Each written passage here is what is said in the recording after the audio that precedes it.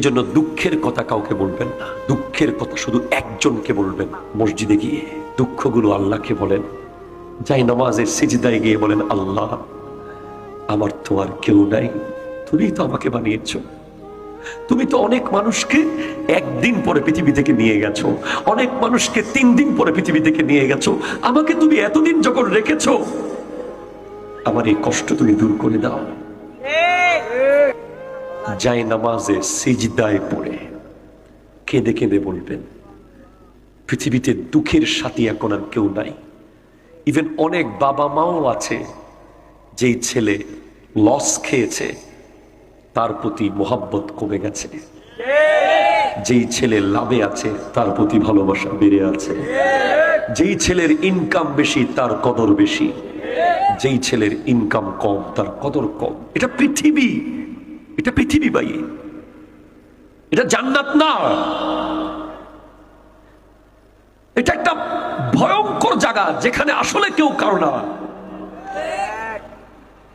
Ultimately ভূমিকম্প যখন হয়েছে, আপনি কি আব্বা বলে ডেকেছেন, না মা বলে ডেকেছেন, না আল্লাহ বলে ডেকেছেন?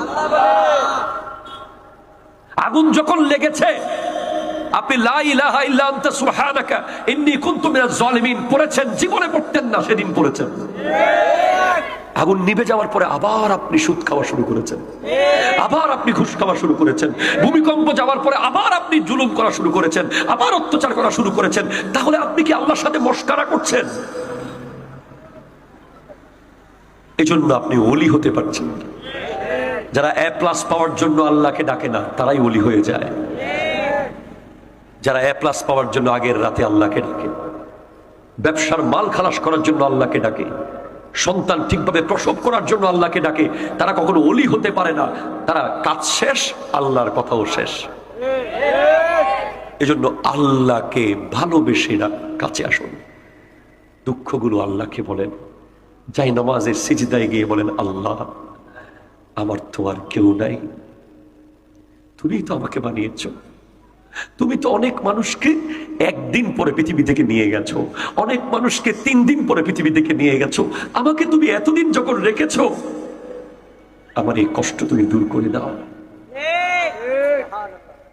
যেভাবে শাহ আমানত বলতেন, যেভাবে শাহ গরিবুল্লাহ বলতেন, যেভাবে শাহ সুলতান রুমি বলতেন, যেভাবে শাহ সুলতান বলখি বলতেন, যেভাবে শাহ জালাল ইয়ামানি বলতেন, কার পাওয়ারে যাচ্ছ বাংলাদেশে? আল্লাহর পাওয়ারে যাচ্ছি। সেজন্য আসুন আমরা আল্লাহর কাছাকাছি যাই।